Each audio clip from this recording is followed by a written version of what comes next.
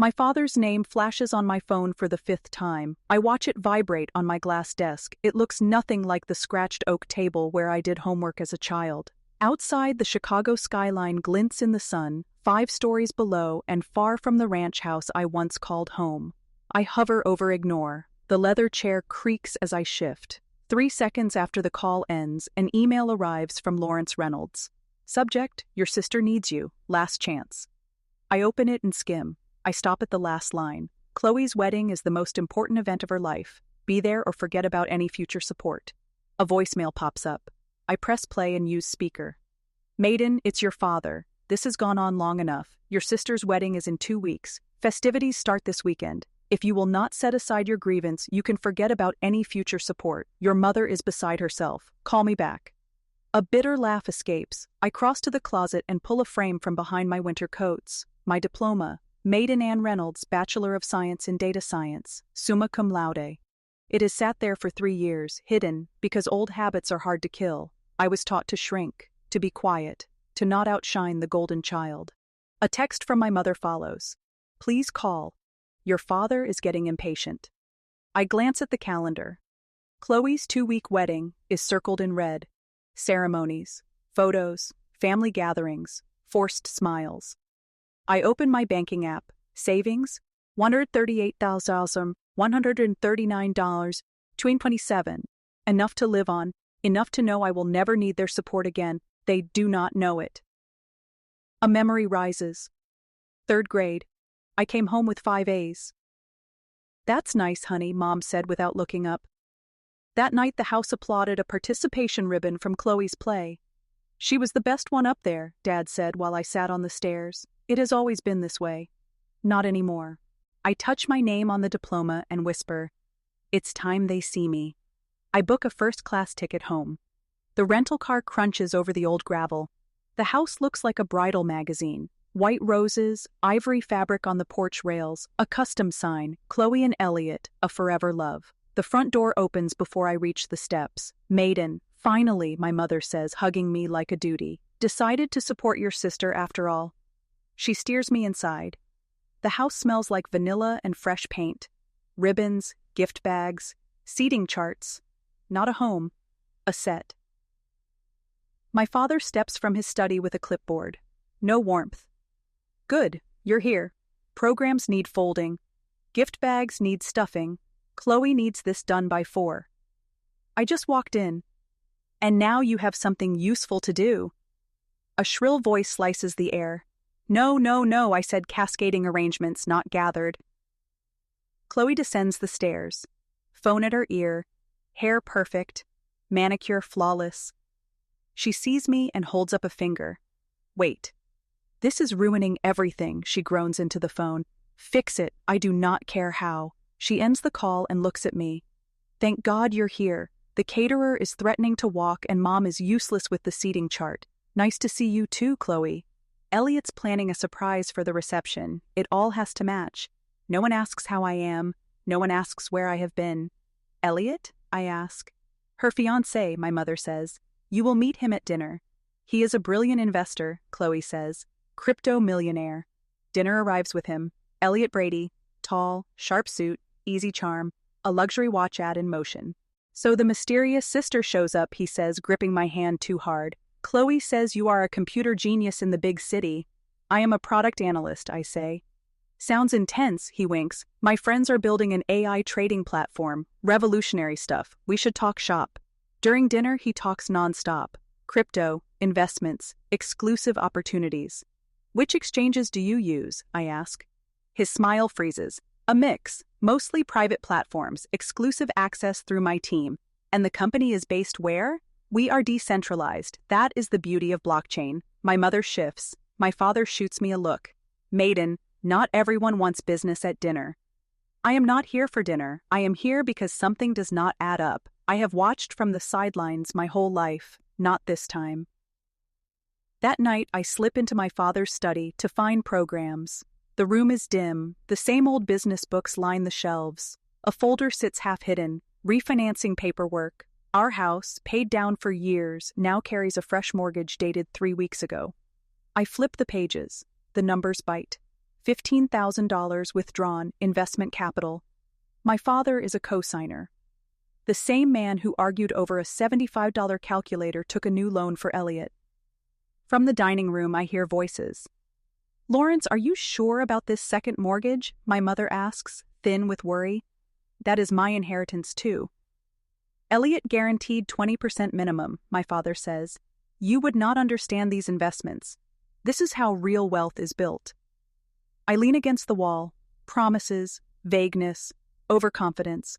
The pattern is textbook. It is the kind of fraud I warn clients about. Now it sits in my parents' home in a designer blazer.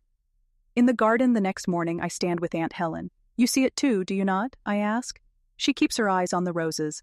Mr. Wilson down the street lost too much, $30,000 to an exclusive opportunity last year. Elliot sounds familiar, she sighs. He will not listen, says I am jealous of Elliot's success. It stings, I am not surprised. That afternoon I work at Rosie's coffee shop, my old refuge. Same booth, same chipped counter. That him? Margie asks, nodding at my screen. You know him? Called himself Edward when he dated my cousin. Took 60 grand and her ring. Disappeared a week before the wedding. My fingers hover. Edward Lambert joins Ethan Lewis and Elliot Lawson. Same face, same pitch, same vanishing act. 2 hours later, I sit with Karen, a former fiancée. Her hands shake as she shows me photos and reports. I thought I was special, she whispers. He made me feel chosen, she swallows. He vanished 3 days before our wedding, took everything. Wire transfers to offshore accounts, stolen heirlooms, multiple victims. The wedding is in 5 days. My sister is next. I will not let it happen. I do not sleep. I build the file. Screenshots of his profiles under different names. Wire receipts from Karen's case. Police statements from 3 states. A timeline of each disappearance. The pattern is clear. I return to the house at noon with a folder and a plan. The front door creaks. Someone is crying. In the dining room, Chloe hunches over place cards and tissues. The calligrapher used the wrong font, she sobs. I asked for romantic script. This is classic serif. I pause. I could walk away, let the truth arrive the hard way. I step forward instead. I can call the calligrapher, I say. Dad already did, at least he supports me.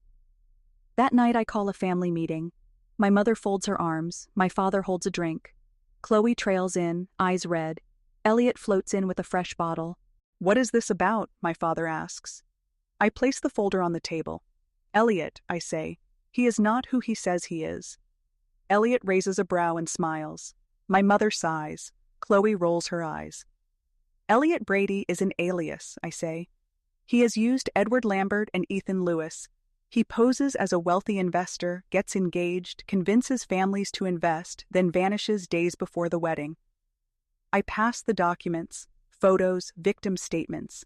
He has done this before. He is doing it again. Elliot laughs. A misunderstanding. People mix me up. I have a common face. Karen's photo is beside Chloe's, I say. Same man, same smile, 3 states, same story. You hate that I am happy, Chloe snaps. You cannot stand it. This is not jealousy, I say. These are facts. Enough, my father barks. This is absurd. Do you think we are fools? No, I say. I think you are desperate to believe in something, even when the truth is in front of you. You are trying to ruin everything, Chloe says, shaking. Look at the mortgage, I say to Dad. You pledged the house, you pledged Mom's inheritance, he will vanish. My mother looks down. Elliot steps forward, smooth. I understand your concern, but this is slander. They choose the fantasy, not the truth. I watch them process. My father paces. My mother picks at a napkin. Chloe glares. Elliot stays calm. He has rehearsed this. This is an attack, he says, soft with hurt. I came with love for Chloe. You came with a plan, I say. Enough, Maiden, my father snaps. I will not let you ruin this. I meet his eyes. Then it is time I tell you who I am. The room stills. I never went to community college. I did not live at home after high school. I boarded a bus to Chicago with 2 suitcases and a full scholarship to the University of Chicago. I graduated at the top of my class. I am a product analyst, 6 figures. Ben fits. I place my company badge on the table. While you thought I was a dropout, I built a life. That cannot be true, my mother says. Call my office. Check my LinkedIn. Chloe scoffs. So what? You want to humiliate me? I want to save you by showing you who he is. She sweeps the papers to the floor. I do not care, even if it is true. He has changed. He loves me. He loves your family's money, I say. The mortgage, the investments, the inheritance. He will not be here after Saturday. Jealous, she spits. I straighten. I am not jealous, Chloe. I am free. My father slams his hand on the mantel. Enough. You have said your piece. Leave. Elliot touches his shoulder. She is confused, Lawrence. Let us not make this uglier. I gather the papers. I look at the people I begged to love me. When he disappears with what you gave him, I say quietly, remember, someone tried to stop it. I walk out. At 17, I had to sneak to breathe. At 26, I leave with my head high. They may never believe me. I know who I am. I will not disappear.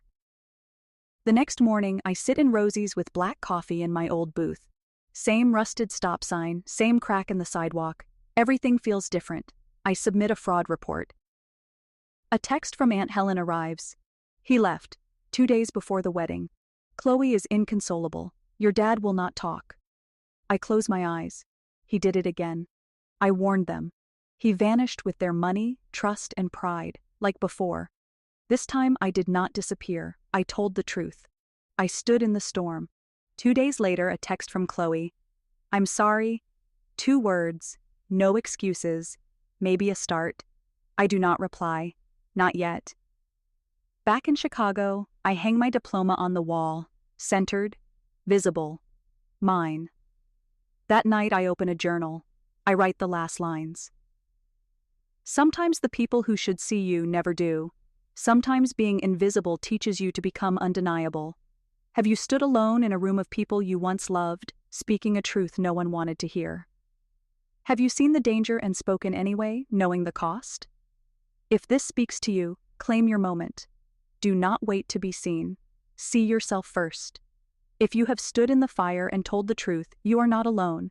Maiden's story is for you. If this moved you, like, share, and comment. Let no one who speaks the truth feel invisible again.